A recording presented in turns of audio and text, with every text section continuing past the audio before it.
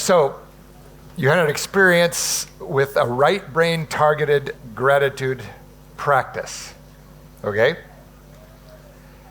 Now the daily experience now is, think of the memory that came to mind, that the Holy Spirit brought to mind of appreciation or gratitude, and give that memory a short title.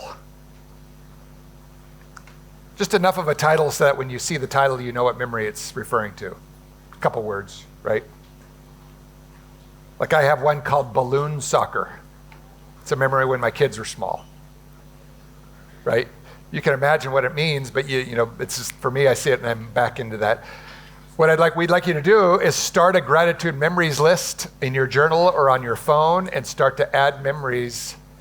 I would say even your devotional time for the next couple of months, spend a few minutes and just ask, like Claudia led you, just ask Jesus to share some of the times that he was faithful to you, the times he gave you good gifts, good friends, experiences. Bring them back to memory, things for which you can be grateful for, and sit in like a jacuzzi. And start to build this list up until it's at least more than maybe 10 memories, okay? Because you'll be using that list for part of what you do.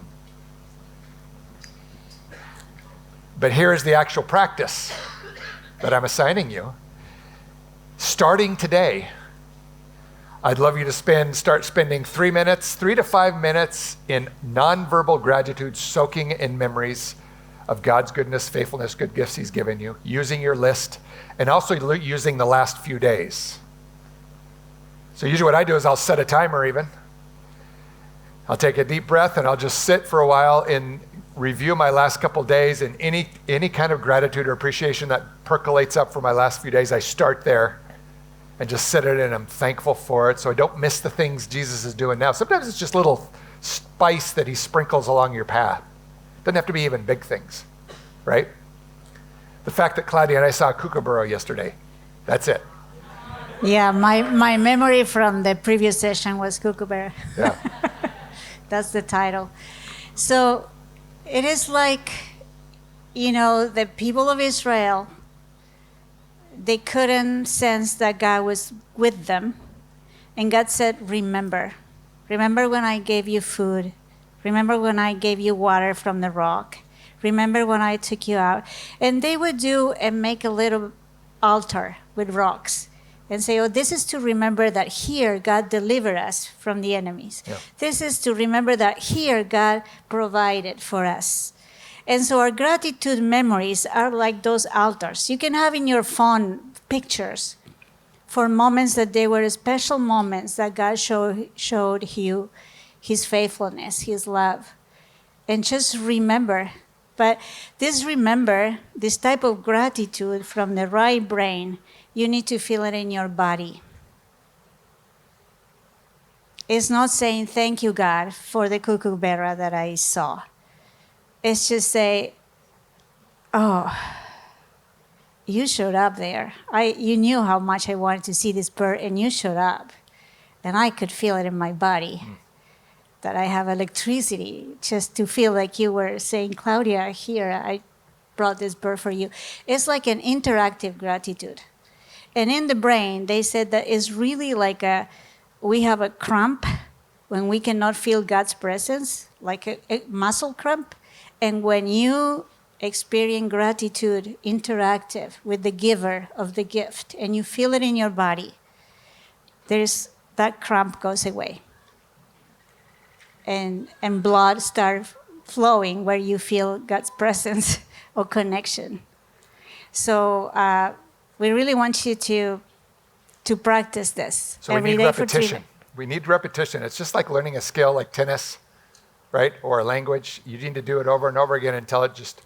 And so this gratitude is you're actually training your minds to be scanning constantly for the good things God is giving to us, even when our day might be hard. So you start with the last few days, sit in it, any memories, maybe several memories, maybe just one thing. Sometimes if life's hard, you can't think of anything in the last few days to be grateful for. And in that case, just go straight to your list then, which are the bigger ones, and other ones in your past, when you met Jesus, when you met your spouse, when you met your best friend, when you saw something incredibly beautiful in nature, or it might even be a really good meal as a family. and use that to soak in that hot tub, soak in that jacuzzi for 5 minutes, letting the gratitude, it's almost like a marinade. You're soaking it and you're letting the gratitude sink in, but it sinks in slowly. And you need to do it over and over again. And so here's the practice, is to do that 5-minute soak 3 times a day for a month. Once in the morning when you wake up, sometime during the day, and at night before you go to bed for 1 whole month. And then from then do kind of a maintenance where you do it once a day. So you're giving your brain lots of good training of like, we are a people. This is our group identity. We are people who are constantly looking for the good things God is giving us in this broken place in earth where lots of things go wrong. We're constantly scanning for the good things God is giving us. Okay?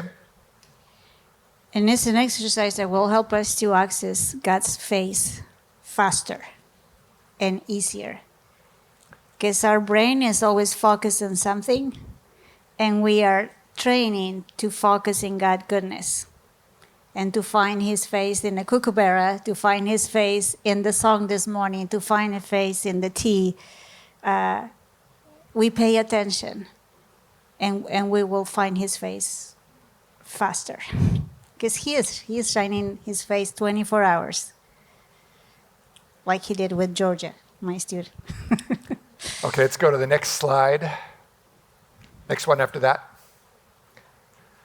So if those of you who've read the book, finished the book, gotten to the end, you know the analogy I use is things you work into the soil so that the garden grows what it's supposed to grow. It grows fast and lush, and it also grows the things that we want it to grow, right?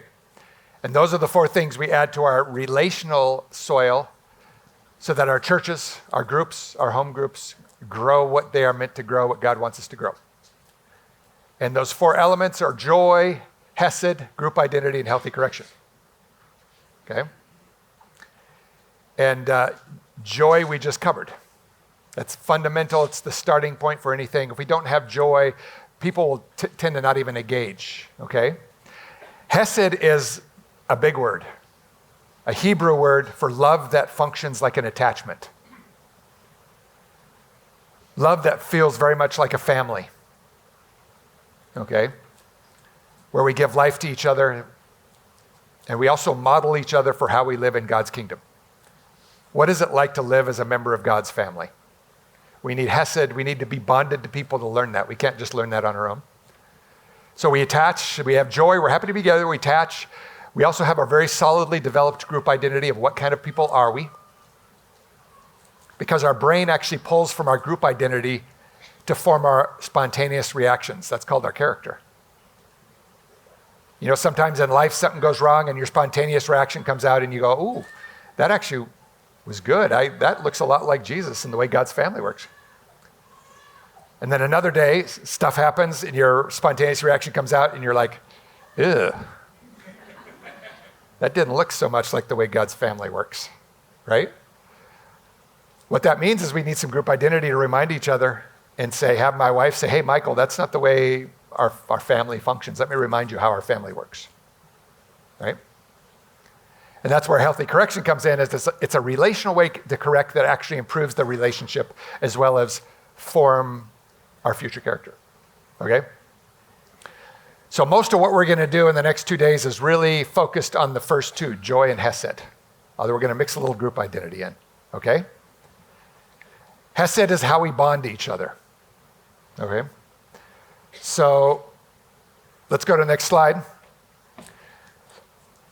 So when I asked Jim Wilder, well, what's an example of something that's right brain that develops our right brain, and he says, well, the brain's really looking for one thing. It's like the foundation. That was really only a half answer. The brain's really looking for the balance of 2 important things in order to have a good hesed, which is a secure attachment, a good hesed bond with each other. Okay, go to the next slide.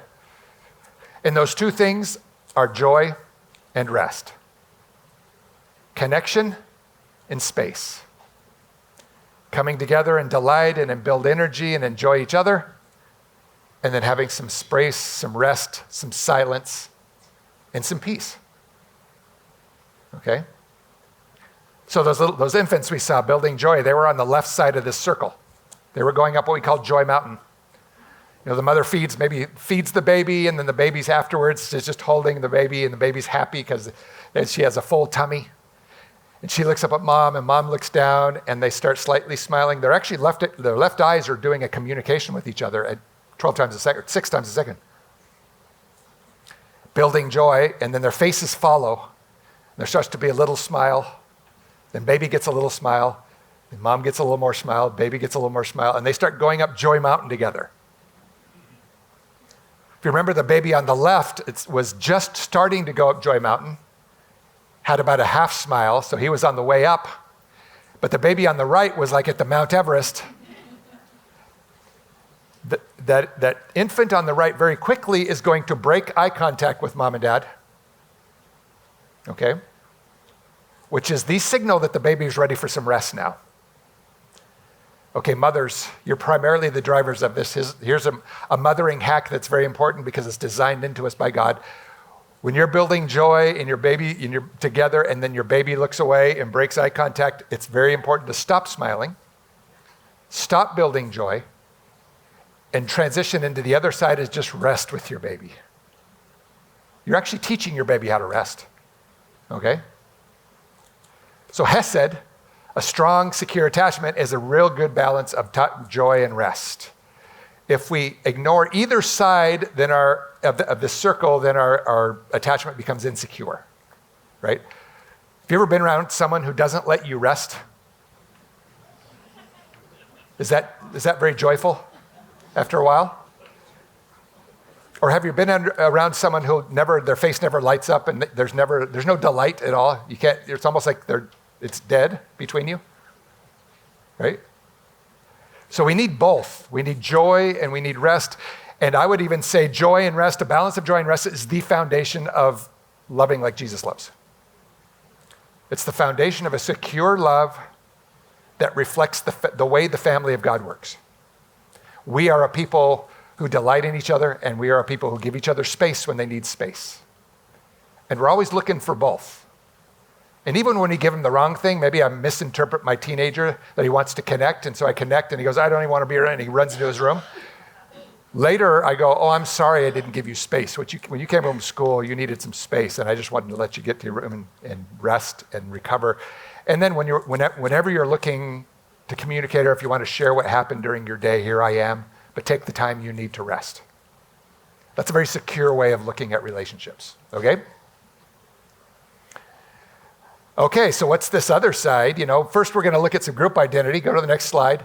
Around this secure attachment, which is we are a people who connect and build joy. We also give each other space and rest. We are careful to read each other's signals. So some of the exercises we'll give you are train your brain to read the signals of whether a person is looking for joy or looking for rest. And it's also okay to ask. But after a while, there's a very fast sense of facial communication where you can tell when your child, your spouse, your friend, someone in the lobby of your church is looking for some space or looking for some connection. Okay? This is who we are. Let's say this together out loud. Ready? Repeat after me. We are people who connect. We also give others space and rest. We're careful to read each other's signals. Okay, this is who we are. This is how heaven works. This is how God's family works. That's what group identity statements are. It's a little slice of how God's family works in real life. Okay? I just want to say with the videos, the video from last night and the video from the chaplain this morning, there was this joy, but there was this rest too. They were saying, when you are ready, we can talk. And when there was a space, there was not a pushing. There was a lot of love to share Jesus, but they were very. Did you remember the examples that they played really well, sharing peace and sharing joy with the person in the prison and the person that was dying? So in the previous session, we looked at the left side, the connect joy building side, and what are some things we can do to build our joy. And now we're going to do some practices that help our quieting side of our brain, that actually train the quieting system in our brain.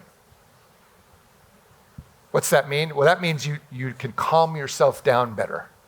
If you do these exercises, the quieting exercises, if you do them regularly every day for a year, you'll be able to calm emotions better. You'll be able to settle yourself down better. When we do one of these exercises of feeling Jesus' face, but you're back in this argument you had with your spouse and you can start to learn how to actually calm that down. Is there anybody here who doesn't want to be able to calm themselves down better? I've never met that person yet, right? And so similar to the joy definition, I'm going to give you a right brain definition of this quieting skill, which is on the next slide. You can play the video now. Just take a look.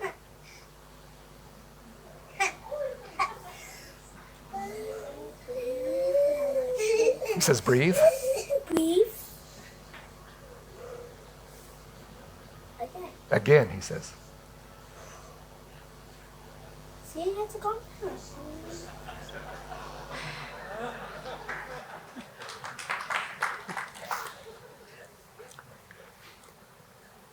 So we've told you about the importance of joy and building joy. Now it's the importance of learning how to quiet ourselves when we get ramped up, or learning how to calm ourselves down when we're in big negative emotions, right? And notice what the older brother does well here. Number one, the older brother doesn't amp it up, which is what most older brothers would do. You're being so annoying, just be quiet. He storms out of the room. Brother did not do that.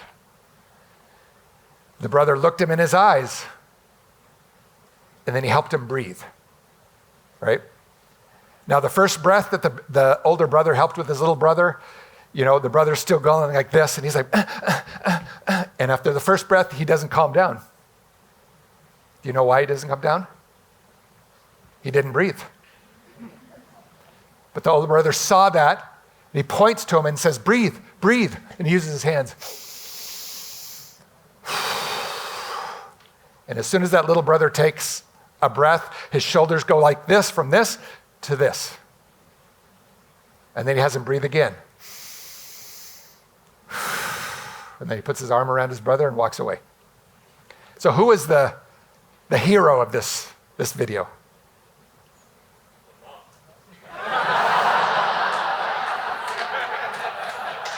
You get the special star today. Most people say it's the older brother, he is kind of the hero. But this was actually posted on social media by the mom. And she wrote, next to this video, she wrote, I don't mean to brag, but this is some pretty good mothering. And she is right. And it's some mothering I did not receive. My mom did not teach me how to calm myself down very well. I had to learn that later in life, right? And that's not fair. It's like Spanish. Why did I have to study in Costa Rica? That's not fair, right? But we need to do our work, and we can learn it, okay? And so you might think, is this just a bunch of recycled New Age hocus pocus from Boulder, Colorado, the New Age capital of Colorado? So similar to joy, I started looking through the Bible at verses having to do with quiet as well, and it is all over the place. Okay, next slide. Let's take a look at a few. This is not in the other half of church, so this will be new to you.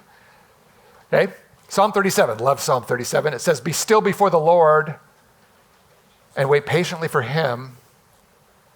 And so the difference between this kind of quieting practice and like a New Eastern meditation, Buddhist meditation, is that we're quieting ourselves before God's presence so we can sense him better and more clearly. Jesus is still in the center of everything. We don't go into nothingness or the deep, dark black that you hear about in some forms of Eastern mysticism. It's quieting the background noise so that we can sit and enjoy the peace of Jesus. Right? Big difference there. Isaiah 31:15, and quietness and trust shall be your strength. This is an interesting verse because if I asked you how does God give you strength? The last thing you would say is through quietness. But as you start doing these quieting exercises that Claudia is going to lead you in, You'll start actually feeling when your body's saying, Michael, you need to take a breath right now because I'm feeling overwhelmed. Your body will tell you that real quick. And you'll go, and all of a sudden you have all this energy you didn't have before, because before I would blow through the traffic cones and just keep on cranking and ignore my body. When you start listening to your body and giving yourself rest when it needs, guess what happens? All of a sudden you have more energy because you're respecting your body's need for a balance of joy and rest, high energy and low energy, right? And Psalm 131 is really about this whole topic. It's a great psalm on this. David's talking about how some things are too overwhelming to him, too big for him to grasp, he says. And then he says, but I have calmed and quieted myself. I am like a weaned child with its mother. Like a weaned child, I am content. So David learned how to calm and quiet himself. I think he's implying here that he learned it from his mother. Very much like this video of these two boys, just like the mother taught her older child so well to calm himself down that he just naturally turned around and passed it on to his younger brother, right? David learned how to calm himself down so well from his mother that he turned it around and he's passing it to the nation of Israel, and now he's passing it to us many thousand years later about the importance of being able to calm and quiet ourselves, okay? And so we see, you can do the research yourself. It's all over the Bible. And but let's go to the next slide. Before we get into the actual practice we're going to lead you in, here's some of the benefits of it. The ability to calm myself. Exercising your calming system. There's actually a quieting system. Number one, it helps lower my own energy levels so that I can rest after both joyful and upsetting emotions. So you need rest after positive stuff that's going on for a long time, as well as hard negative stuff. It's the stronger, the ability to calm myself, especially from big negative emotions. It's the strongest indicator of mental health. It's the most strong correlation, is the ability to calm myself, okay? And really what we're doing is we're designing our brain to release serotonin on demand. When you do these exercises Claudia is going to lead you to, and you do them regularly over time, you're strengthening. It's like a muscle that's getting stronger and stronger. It's your quieting muscle in your brain. And then when you need it, when things are up high, if you've been doing the exercises when you don't need them, that's the way it works, right? Like you don't become a good tennis player by going out on the court and figuring it out. You do 1,000 forehands and 1,000 backhands when there's no pressure. So when we exercise our quieting system when we don't need to, then when we need it and we're being tested, we can take a couple deep breaths, do a couple things, and boom, we're back into our bodies. Serotonin was released and we've calmed ourselves down. Guess what happens when we calm ourselves down? We love better. Everything we do is based on love. Some aspect of loving better. So this is tied to that. And we can learn this. This is good news. Okay? Next page. It's the practice. Claudia is going to lead us in some funny practices. Do you want me to hold your microphone while you do this, or you can do it? Okay. It's okay. But thank you. So we are trying to be like Jesus, that he could take a nap in the storm. That means that he was so aware of the Father's peace with him that he really was sleeping. He was not pretending to be asleep. And so we have a Father, we have a Lord that is the Prince of Peace. We have a good shepherd that leads us through waters of rest. And he has given us a way in our body to access that, and it's just by breathing. The fathers of the desert, they used to call it breathing prayer, because they will just inhale, and when they exhale, they will say, God has mercy on us, or whenever I'm afraid, I will trust in you, or Lord. We're going to use that Bible verse. So why don't you just stand up, because it's easier to breathe when we are standing. Let me just say, too, that this is the weirdest thing we will train you in. But it's not meant to be done out in public. It's meant for you to be doing it as your trip to the gym. So many of you maybe are practicing breathing if you are doing it for sports reasons or meditation or study. But we're going to just inhale and being aware of the Prince of Peace being with us. And coming we're going to pretend that Jesus is the older brother, helping us to rest. And so we're going to inhale in 4, and when we exhale, we're going to say, whenever I am afraid, I will trust in you, O Lord. So let's inhale. 1, 2, 3, 4. Whenever I am afraid, I will trust in you, O Lord. Let's do it again. 1, 2, 3, 4. Whenever I am afraid, I will trust in you, O Lord. Let's do it one more time. 1, 2, 3, 4. Big belly. And whenever I am afraid, I will trust in you, O Lord.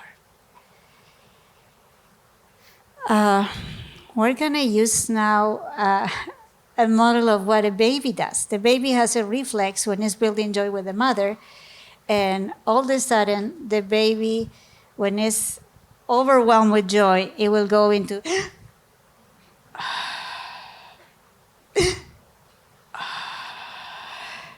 it's like just pressing the gas in the car and going fast and then going slow. When we inhale, our nervous systems ramp up. When we exhale, it relaxes.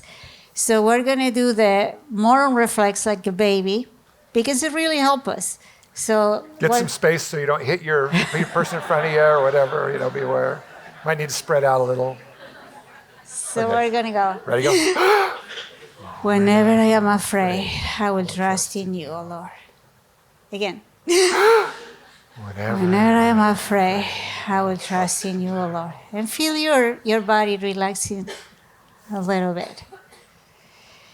Okay, there is another exercise that the vagus nervus is the one who is in charge of helping us relax, and it comes very close to our skin and the collarbone. This is the vagus nerve, famous vagus nerve. So to ramp up, when we inhale, we're going to tap. And when we exhale, we're going to massage, like Michael is doing. So we're going to inhale and exhale, massaging. Whenever I'm afraid, just below your collarbone. I will trust in right you, below your O Lord. collarbone. Here. We're going to do it again. Whenever I am afraid, I will trust in you, O Lord. Let's do it one more time. Okay. Whenever I am afraid, I will trust in you, O Lord. All right. There is one more, and I used it a lot when I was a teacher, and a student will come very agitated. Claudia, you don't know. And I say, wait. And the kid will say, yeah, wait. Every time we yawn, it's a way of relaxing our whole body. It's a reset.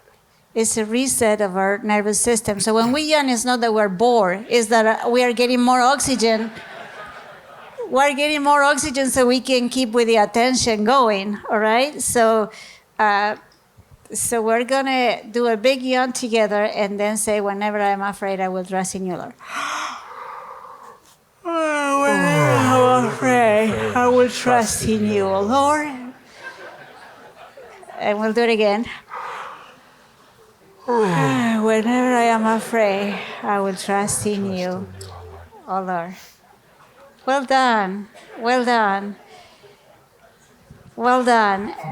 Okay, you can sit down now, and we are going to ask you, really, like you are going to practice 3 minutes every morning if you gratitude. Go to the next slide. I think it's on the next slide.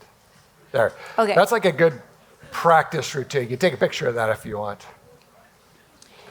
So we're going to add to the homework.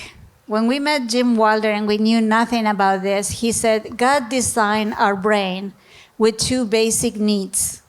Our brain has a need primarily for joy, for the face that shines on us, and our brain has a need of someone that quiets, help me quiet.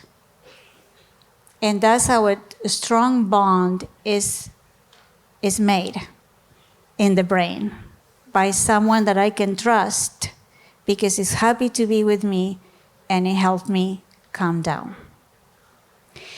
And in this world right now, I don't know here, but in the United States, we have like high cases more than ever of people being anxious and depressed, especially in teenagers, as a high school teacher. And so what we need is more joy, and we need more rest. Being a calming presence is a gift. It's a good way to love other person, by sharing joy and by being a calming presence. Another way to say it too is love. There's a high energy love and there's a low energy love. And we need a healthy balance of both.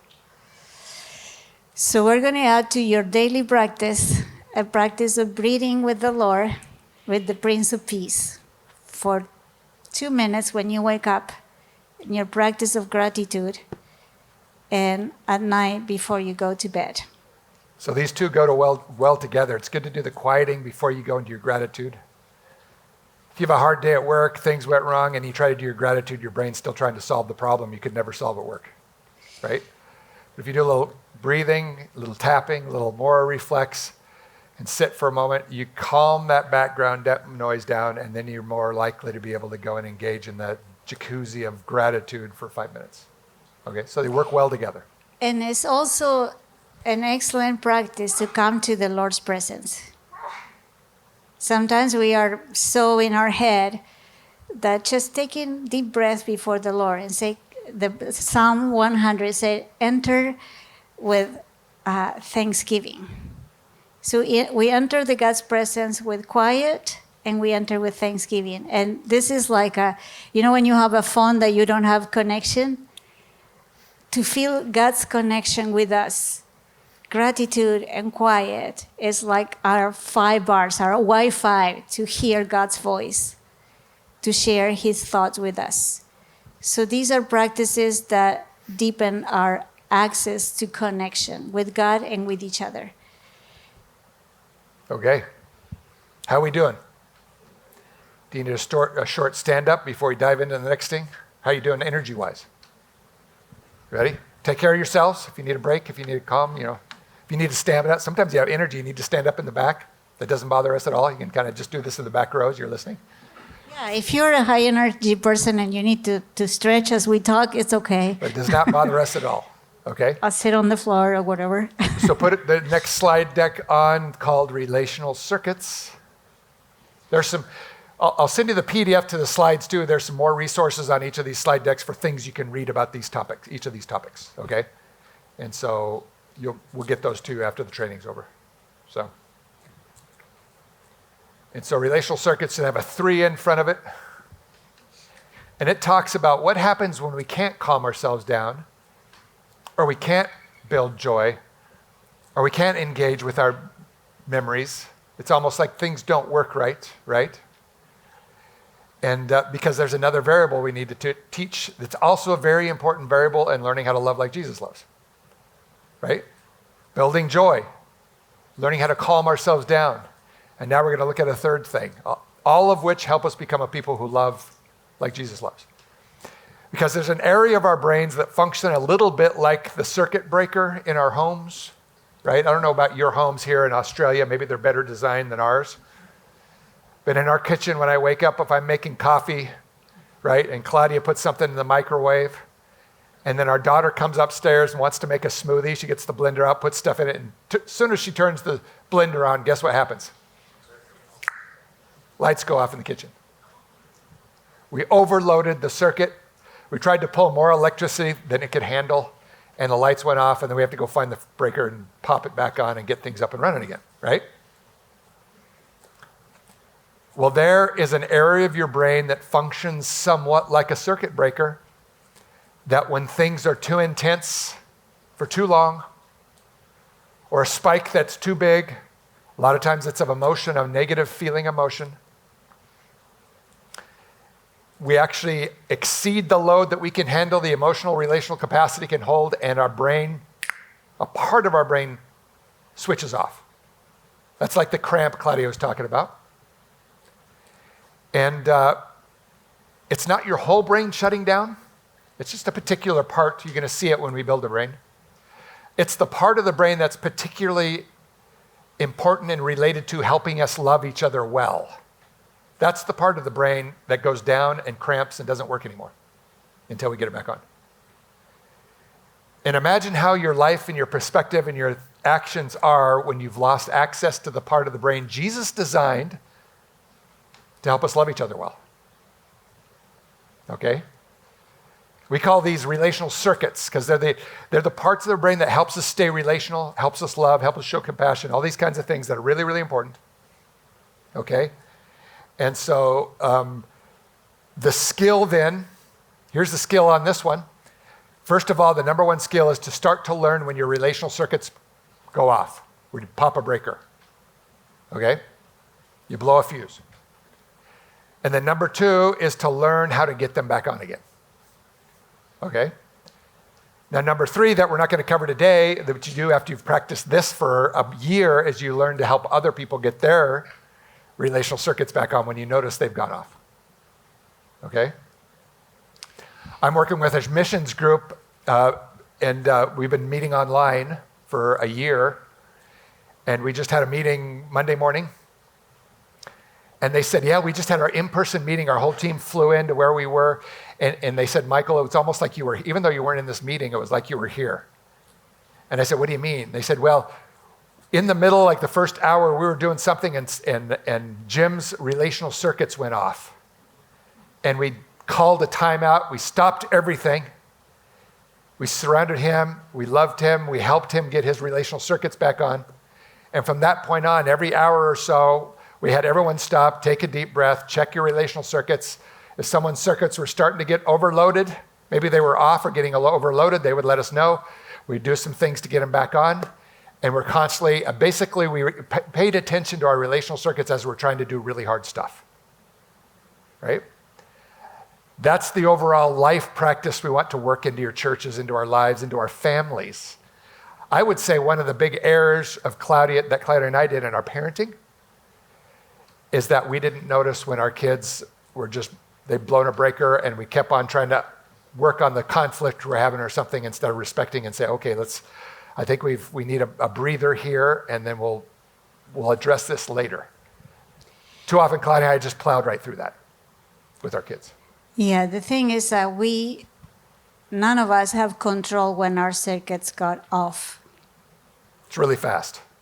Because maybe something that for Michael is not a problem. I just came in, so this, and I'm in enemy mode with him for something that he did or he didn't do, and it was important to me. And poof, my circuits went off.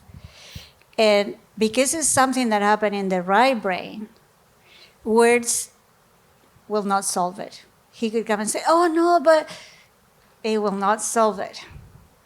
So we're going to see how this, as we read it, we'll say, oh, I do that every day. And I see that in him every day. So we're going to run through that because that's something that is in our brain and is not under our control to turn it off. Right, So, we can't directly tell that our relational circuit's off, but we can feel it indirectly in our bodies. And we also can tell we've created some checklists that we're going to give to you and that you're going to start to look through at the end of each day and ask yourself, did my relational circuits go off this day? And start to get feedback on that, okay? So you can learn to recognize it. So go to the next slide. So you will have a copy of this, so you don't need to take We will notes. send you a PDF. You don't have to write this down, okay? So when our relational circuit's off, we go into this thing we call enemy mode. Why do we call it enemy mode? Well, when our relational circuits are off, then people start to become an annoyance that I just want to avoid. Or people become a problem that I just want to fix so that it doesn't bother me anymore. or people start feeling like enemies that I either need to defeat or run away from. But in all these cases, we're not loving well. Okay? And so in the simple case, the first checklist we're going to help you is to see if you've gone into simple enemy mode, meaning our relational circuits, all of our relational circuits have gone off. Let's just take a look at some of these items. And then you'll start like practicing these daily. Okay? Number one, when I'm in simple enemy mode, my relational circuits are off, I just want to make a problem, a person, or a feeling go away. So my main focus is just getting rid of whatever unpleasant is bothering me and getting rid of it, okay? Number two, I don't want to listen to what others feel or say. So I'm so focused on the problem that's bothering me that I'm not really looking into anybody else and seeing what's going on in them. Number two, my mind is locked onto something upsetting, right? Maybe you're at a meeting during the day, one of your colleagues says something that you could take as maybe a criticism of your work. It kind of bothers you in the moment. But then after the meeting, you go and you start trying to work, and as you're trying to type, you find yourself getting angry and thinking what this person said, right? Then on the drive home, you drive home angry, which is usually not a good way to drive. You get home and you're mad at your spouse for no reason at all, because you're still angry at this other person. Even at night, you put your head on the pillow, turn off the lights, and immediately you think, why did that person say that way? I am angry with that person. I'm going to get, you know what I'm going to do? And then you start plotting what you're going to do, right? I'm certain that doesn't happen to any of you, but it's happened to me. And next one is I don't want to be connected to blank, and that's a person that I usually love, I like to be with, right? That could be your teenager. Yep. Your children. You love it, but you don't want to be with this person at this moment. So when you don't want to be with this person you love, you realize, okay, my relational circuits are off, probably, and I need to get them back on. Next one is I just want to get away, or I fight, or I freeze. It's just these instantaneous things I want to do to get rid of the issue, okay? And then the last thing is I more aggressively interrogate, blame, judge, and fix others. Notice I underlined fixed others because we Christians sometimes think it's our job to fix the problems of the people around us, but we're actually not loving well. Okay?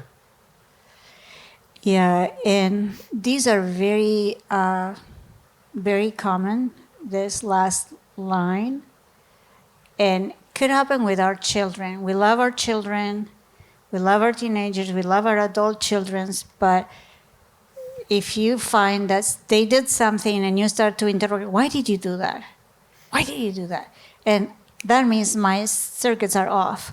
Or I start to blame. Oh, that happened because you didn't do what I told you to do, because if you would have done it. So that means my circuits are off. Or I start judging. Oh, that happened because... You're such a bad person. Yeah, or try to fix it. Oh, what you need to do. And if we find ourselves reacting that way, means that our circuits are off. If we see somebody coming to us in this, there is nothing we can do to solve it. There's no words. And this can happen when we're really tired. Our relational circuits will go off more easily. And it can be a low energy thing where we just check out and just aren't relational at all, or it can be a high energy thing where we call that stupid enemy mode, where we break things, maybe we use words we normally don't use, right? Or say things that later I go, why did I say that? What was I thinking? And really what had happened is I'd lost my relational circuits. When I lose my relational circuits, my identity center has shut down and I literally don't know who I am. That's why I stop acting like myself. So the better way to say it is when we lose our relational circuits, we stop acting like ourselves.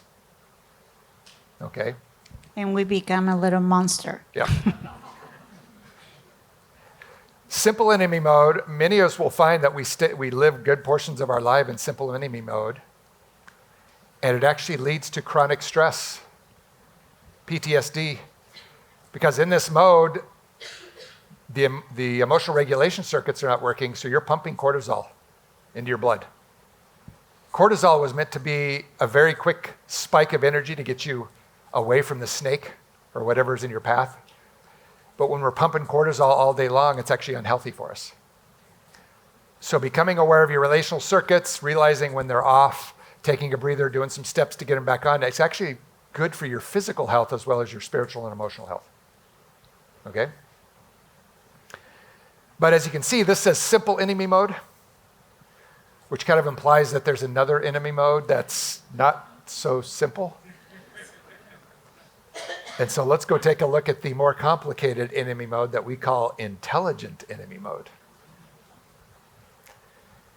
In intelligent enemy mode, a good portion of your relational circuits are on, right?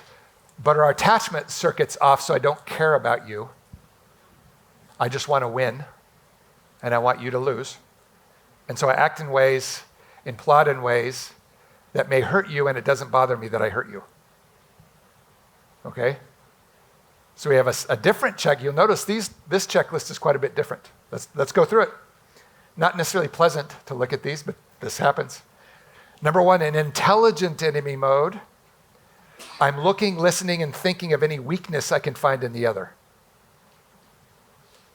So that's different than simple. Simple, I don't even care what's going on in you. I just want this to stop. This one, I'm actually starting to look at you and thinking what's going on, what's their weakness.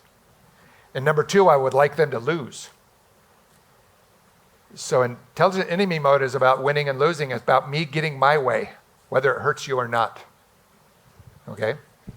And this is something that really happens inside a family. It could be like, oh, he wants to eat this for dinner. I don't. And I want him to lose and I want me to win. But this is also something that happens in a lot of teams. Like we work with a lot of missionary teams, and they said our main struggle is not the spiritual warfare, it's not the language, it's not the other culture in the mission field, but it's this inside the team, the enemy mode inside the team. Yeah. So this is like a piece that really goes into the core of loving like Jesus loves others. Yeah.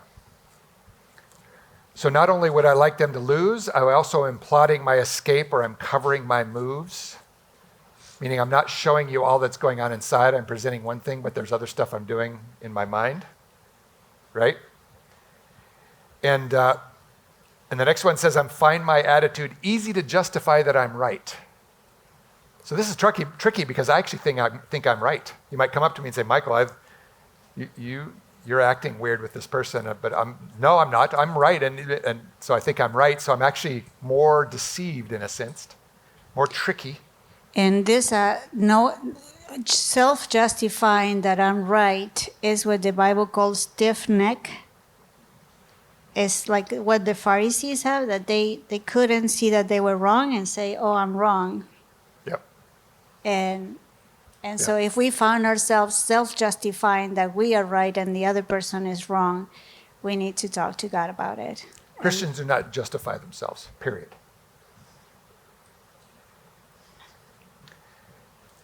And then tracking their feelings, their movements, and plans feels strategic. So there's strategy here. It's a chess match designed to make you lose and me win. And I know what will bother them and how I can use that to my advantage, because I've been storing up your weaknesses, measuring, looking, remembering, keeping them, and then I know when to play those weaknesses so it'll hurt you the most and it'll make you lose and make me win. Okay? So if I answered a yes to any of these, then my relational circuits are partially off, my attachment really circuits are off, and I'm in intelligent enemy mode. And it's common for all of us to go into intelligent enemy mode as well from time to time, right? We all do it. However, narcissists spend a good part of their lives in intelligent enemy mode. This is actually kind of the way they view life, the lens they look through, and it's their standard operating procedure, okay? And when we're operating in intelligent enemy mode, we've lost a whole lot of our humanity. We've actually stopped acting like humans, okay? And so that's why it's important for us to notice this in ourselves first. We always work on ourselves first. Notice when we go into simple enemy mode. Notice when we go into intelligent enemy mode. The interesting thing about the intelligent, though, it's trickier because when I'm in I'm in enemy mode, my brain will think that you are also in enemy mode and you are plotting against me, whether you really are or not. I'm just almost looking through a lens of enemies, and I assume you're all plotting against me. Oh, why do you say that? What's he trying to do with that person? Oh, wait, they're getting together because they want to. And that's just the way my brain's working when you're in intelligent enemy mode. Oh, that person in traffic is cutting me on purpose. Yeah. I'm late, and he knows that I'm late, and he's. So others seem like enemies, whether they are or not, right? And it's also difficult for me to tell that when I'm in intelligent enemy mode because I'm self-justified. I think I'm right. So it's harder. It's easier. Stupid enemy mode's harder. Is easier to find because I do things normally that I don't. It doesn't feel right. But intelligent enemy mode is trickier because I think I'm right. So I'm justified. And I'll even defend to you how I'm right and you're wrong and things like that. And we also have a hard time telling when another person is in intelligent enemy mode because they're covering their moves, they're being sneaky, they're presenting one thing, but in the back they're actually doing something else. And so these are like the salespeople that pretend to be your best friend, but they just want your money, right? And these are the con artists. Or the darkest form in intelligent enemy mode is these are the abusers who pretend that they love you, but they do not love you. They're just trying to get something out of you. Okay? Again, this is the lowest form of human existence. We've lost a lot of our humanity here. And so similar to these other skills, I did a whole read through the Bible looking for intelligent enemy mode. Is this just something in the last century that's happened or the last 20 years that's happened? But this beautiful little book called Jude that we don't read that much, single chapter book, Jude 16. The author is writing this church and is writing it to the leaders about leaders. He's talking about leaders here. When he says about the leaders, he says they enjoy using seductive flattery to manipulate others. Guess what? That's intelligent enemy mode in the first century church, right? David ran into it, Psalm 55. He says, my companion attacks his friends. He violates his covenant. His talk is as smooth as butter, and yet war is in his heart. His words are more soothing than oil, and yet they are drawn swords. Stick it in your side when you're not ready. Okay? So intelligent enemy mode has been online, a possibility, I think, since the garden, since they ate the fruit. And so we need to start opening our eyes to this and being aware of it, first of all, in ourselves. The number one thing I see in myself when I know I'm in intelligent enemy mode is I'm plotting. I'm saying, that really bothered me that when Claudia said that, I'm gonna go tell her this and this, and but I start plotting to try to win the argument with Claudia. When you start doing this, now my reaction is, Michael, you are in intelligent enemy mode, or at least you're dancing close to it. You need to get yourself back relational first before you do anything, right? And so you'll find yourselves going into it as well as seeing it around you in your communities, okay? Okay, let's all take a deep breath. Yeah.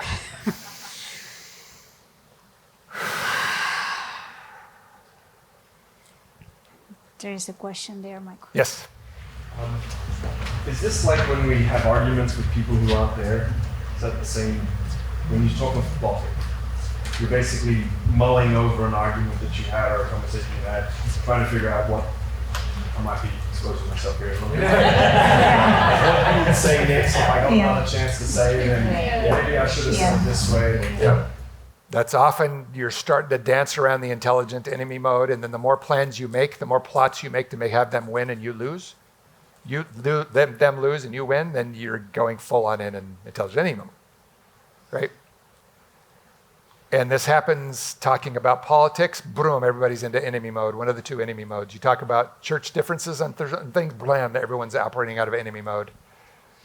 Yeah, There's certain triggers that people go in really fast, right? Literally, during COVID, churches got split because one wanted to get vaccinated, the other didn't. One wanted to use a mouth cover, the other not, and they really split over something that was not supposed to divide us. But we all, I think, got into enemy mode with people in the grocery store. Don't get close to me. It seems like we were kind of living in this state. Yep. If you go to the next slide, it's a cartoon here. You may not be able to see it. I'll read it to you. The sign out front of the church. It says, "First Church, come hear our great leader." And then in the back, there's a dumpster, which it says victims. So it uses up people, and when they're no longer useful, it tosses them out the door and gets a fresh batch of people to use them up until they're all worn out. You throw them out until you get a new batch. Okay? And this is not how Jesus' family works. Right? Okay. This is kind of some ugly stuff, yucky stuff. So our last checklist is the refreshing opposite of when our relational circuits are actually on and working. So go to that checklist now. Next one. We'll go through that. This is what it looks like when our brain is working as designed by God. Number one, I feel curious. I want to know what the other is experiencing right now. You know what that's called? Compassion, curiosity. I stay compassionate, even when maybe we're having an argument. And this is a big, big indicator. Let's say that a teenager or a person comes very aggressively towards us, or a person, it comes with aggression or with high intensity. Going into enemy mode will say, why is this person that way? And curiosity will be saying, why is coming this way? What's going on inside this person that is coming with such a intensity towards me? So this is a big, big indicator that we have our circuits on, that we are connected with God, that we are connected with ourselves and with others, that we feel very curious. Yep.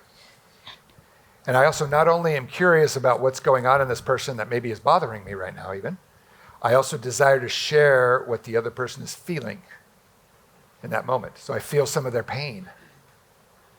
Feeling the person that feels like an enemy, feeling their pain is one of the most easy ways to keep yourself out of enemy mode yourself. Usually, the number one thing that will send us into enemy mode is we're with another person who's in enemy mode. They'll drag us down the hole.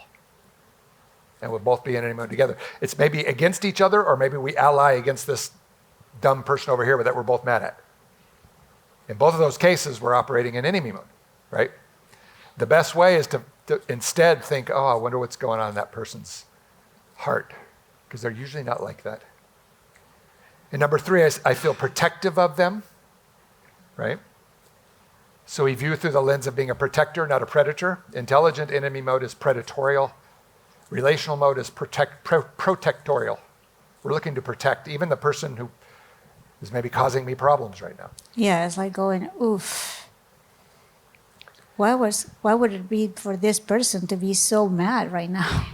What must be going, or what their story must be to be acting like that? And so I become protective and say, what's going on inside the heart of this person? And again, the other person feels like one of my people still. Even if we're having a conflict, they're still one of my people. We're not throwing them in the dumpster and then moving on to a new, fresh batch of people. They're one of my people. How do we take care of them? Relationships feel more important than the problem. This is almost like what you could call as a fundamental group identity in conflict. This is how Christians have conflict. We keep relationships more important than the problem. Relationships are this important, the problem is this important. And as we need to, I'm not saying we don't work on the problem. We work on the problem, but simultaneously keep the relationship as more important at all points. If we ever get like this, we blow a whistle, time out, we've lost it, we need to get back here, where the relationship is more important than the problem. Otherwise, we've stopped acting like Christians. This may happen in our church, and we're not acting like Christians. And then the bottom one is I feel aware of God's presence, his face. When we build a brain together, we're going to see that when we lose our relational circuits, the part that goes down is the part that allows us feel and sense the presence of Jesus. We lose that and we feel like Jesus is gone. He hasn't gone, but it feels like he has. Question? How does this relate to moral injury? Moral injury is one of the biggest areas, types of pain we can experience, right? And staying relational doesn't mean we excuse the behavior of another person. Keeping the relationship is bigger than the problem doesn't mean that it's okay what happened, the way they treated me or the way they treated my friend. That's where healthy correction comes in the soil. The first thing we need to do to correct someone is we need to stay relational ourselves. You can't correct a person when our relational circuits are off. It won't come off well. I need to stay relational, and then when I stay relational, I need to remind this person who we are because they forgot who we are, because of the way they're treating this person or the way they treated me. Sometimes it's such a big deal that you realize I can't keep myself relational, and so I need a breather from this person. That's just recognizing our own capacity. Sometimes we don't have the capacity to be in a conflict and keeping relationships more important than problems. It's just too big for me.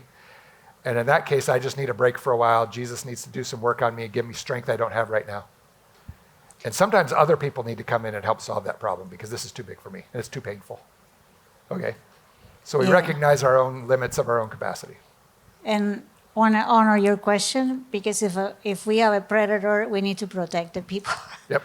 Number one thing. It's not that we're going to love. I mean, we will deal with that, but we don't do this with the predator. That is the level of loving your enemy, seeing with Jesus how Jesus sees the predator, but Jesus was always protective against the predators. So he sees the wolf coming, and he doesn't run away. First thing he does is protect from the wolf. Now, he may deal with wolves. Eventually, churches need to be places where wolves become pastors and carers and protectors. But that's not the first thing we do. The first thing we do is we protect the sheep so they can't be devoured. Okay. And basically, that's the mission of the church, that we all became from predators to becoming protectors. This is our own stories. We were all somehow predators in many scales, predators towards ourselves, toward our people, and Jesus made a predator in ourselves become a protector. But unfortunately, if we got a predator in the church, we need to deal with that because that's not right. Yep. And that's where we're going. Eventually, we won't get there in these 2 days, but eventually in our trainings, we get to the point where we're actually practicing handling when this kind of thing happens. Because we need to practice it using hypothetical situations first, where there's not all the emotional injury, and we start to get the words, we know how we feel, we know. So we need to practice this. That's called practice loving your enemy. Okay? You don't practice in the real live thing because it's too hard. So we need to practice together in safe spaces with hypothetical situations. Okay? That's one of the things we do. And I just want to remind you that when we talk about joy and rest, that equals capacity. Joy and rest equals capacity. We receive the joy from the Lord, we receive the rest from God, and that gives us capacity. We have 2 tanks of gas for our bodies to run. Our bodies is like a car, and we can put a gasoline of joy and rest, and the other gasoline is fear. And when we run out of fear, we don't act like ourselves. So practicing every day gratitude and rest will build our capacity to access God's face, like Jesus did with the Father, and he was able to sleep, and he was able to make a whip, and because he was so aware of the Father's presence. So building joy and building rest is our first brick to build capacity. Okay, let's go to the next slide. So I look for relational circuits in relational mode in the Bible, found out all over the place, but it became one of my favorite verses is Colossians 3:12, where Paul's writing this church, and he says, therefore, as God's chosen people, that's who we are, and holy and dearly loved. Holy means we're set aside as special. and for a special purpose. We're special to him. And we're dearly loved by God. As a result of all this, he says, clothe yourselves with compassion, kindness, humility, gentleness, and patience. Look at those 5 words. Those 5 words are a good explanation of what it looks like to be a member of God's family. Compassion means we feel each other's pain. We're not indifferent. Kindness means I'm attentive to your well-being, not just my own, not just looking out for me, right? Humility means this is not a competition, right? The only competition we have is who can love better and who can serve each other better, but it's not a win or lose thing. Gentleness means I'm very careful with my power. My power can be my physical strength. My power can be the volume of my voice. My power can be, I have the microphone and I'm just going to talk over you, right? My power can be, I'm smarter than you, so I'm going to outsmart you. My power can be my sense of humor. You know, you're trying to make us have a serious conversation. I'll just start making jokes all the time. Gentleness means I'm very careful with my power so that you don't get hurt. It's very much like wrestling with a toddler. That can be really fun for the toddler or really bad for the toddler, depending on if I know what gentleness is. It means I give it just enough strength so it's fun for the toddler, but I also let the toddler flip me over and do things that he couldn't do. That's gentleness. And patience is talking about relational patience. I like the old translation for this, which is long suffering. We put up with a lot with each other. Because as we're learning these hard relational skills, we're going to step on each other's toes. If we're learning this in community, I'm not going to do it right, you're not going to do it right. We're going to step on each other's toes. The church needs to be the place where we can step on each other's toes and we work through it and we stay good and we continue learning these skills we're trying to learn. Okay? So we need to be long-suffering with each other. And so what we're going to do now is take a look at how do you actually, once you notice you've gone into enemy mode, how do you get out of enemy mode and back into relational mode? Okay? So if you can skip a couple of things, this is what we'll do, and then we're done for today. Go to a couple slides where it says restoration steps. There you go. So that's a question now. Okay, I've found my relational circuits are off. What do I do? Again, I'll send you a PDF with all this on it. You can print it out and start carrying it with you for a couple months. That's what I did. Put it in my back pocket or put it in your purse or put it on your bathroom mirror or whatever works for you. So how do you restore these when they happen? We got to notice it first. That's what the checklists are about. Then how do we restore our relational circuits? The goal is to perceive the Lord's presence and tell Jesus about my pain. You know, the pain that caused my relational circuits to go off. And receive his comfort so I can get my relational circuits back on. The strategy, which is the steps, is to quiet my body, then talk to God about my emotions and thoughts, even if I don't perceive his presence yet. And then invite the Lord to help me perceive his presence and tell others how God's peace helped me. So when we realize our relational circuit's off, this is what we do. If you go to the next slide, here's the actual steps I'm going to step you through right now. Okay? So most of your relational circuits are probably on from what I see, but there might be a few of you who are actually off right now, but we're going to practice them anyway, whether you need it or not right now. Okay? And it's 4 main steps. These aren't the only way to get them back on, but it's a good start, good practice. Okay?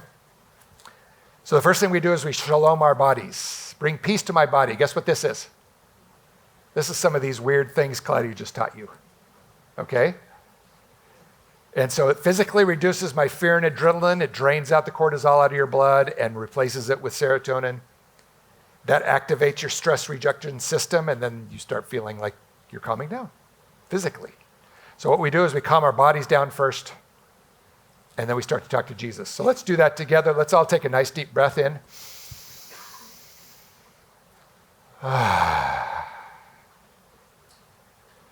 Let's take another deep breath with a good sigh as you exhale. The sigh is hardwired to release stress and calm you down as well.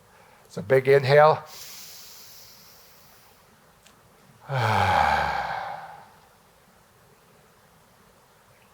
Let's do one more with the tapping.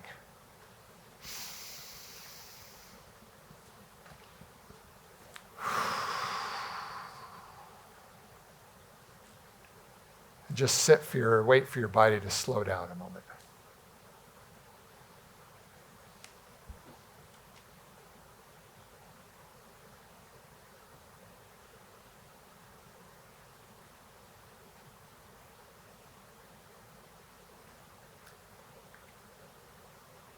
So we shalomed our bodies, that's calmed our bodies down a little, and now we shalom our souls. I'm going to give you 3 minutes to do this. And now to shalom our soul, I talk to God directly about my emotions and my thoughts for whatever I'm going through, even though I do not perceive his, or may not perceive his presence. I do not talk to God about the other person I'm upset with, because that'll just keep your relational circuits off. So you're just interacting with God about any emotions you're feeling right now. Not talking about the other person if there's another person involved. And I'm just going to give you a couple minutes to do that. Just interact with God with whatever is going through your heart right now and emotions.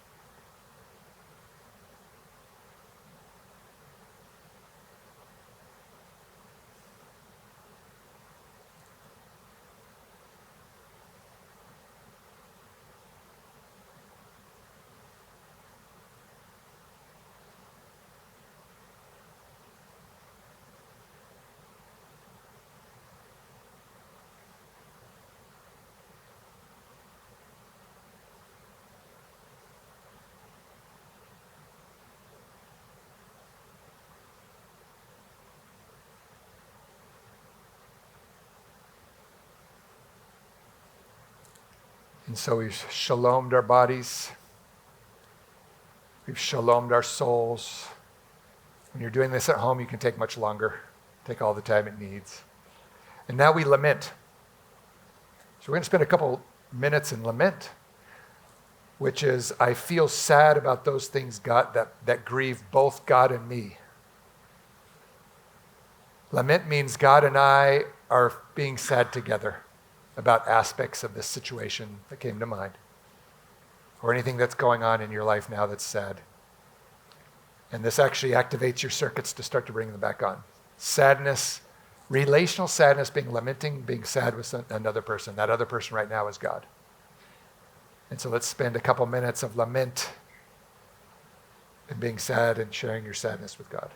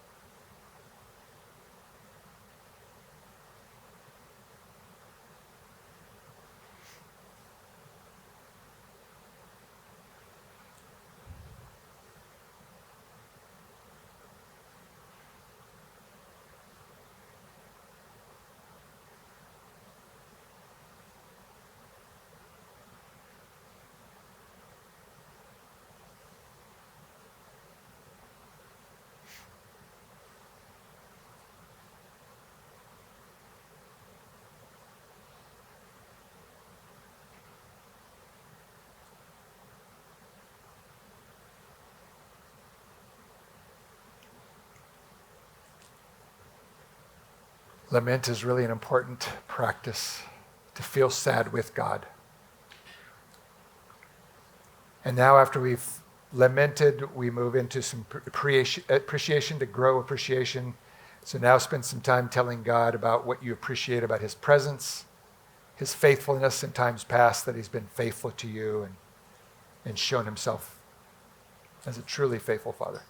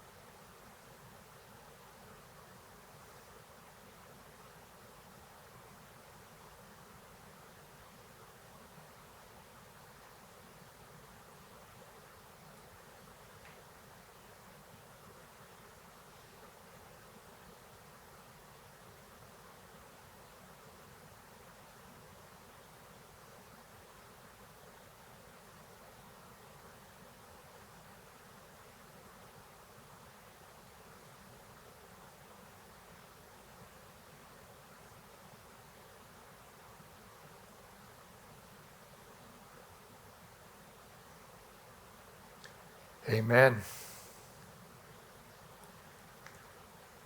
So this is just one of the processes you can follow that help you slowly start to stimulate and bring yourself back online, so you know who you are and you feel Jesus' presence again. Okay? This will not always work. Sometimes you'll need more. Sometimes you will need a physical person to help you bring your relational circuits on. And so another part of the homework here is to come up with a list of 3 people you trust when your relational circuits are off. Who are 3 people you can trust who know how to handle that and are good at helping you get your relational circuits back on? Believe it or not, my children are really good at that. If I get stuck off, I will call them and they can bring mine off pretty quick. Music. Sometimes a song will do what no other thing can do. Jesus will touch you through a song. So it's really Jesus using music. Often.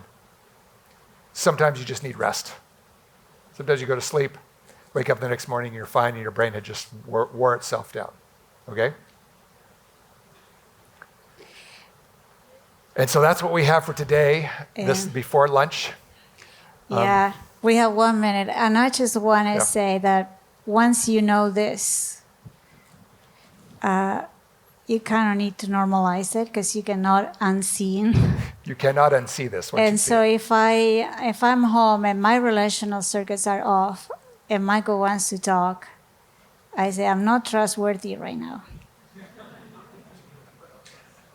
This is not a good moment. And so normalize pause. And the Bible says that the peace of God should govern our hearts. govern as the referees that blows.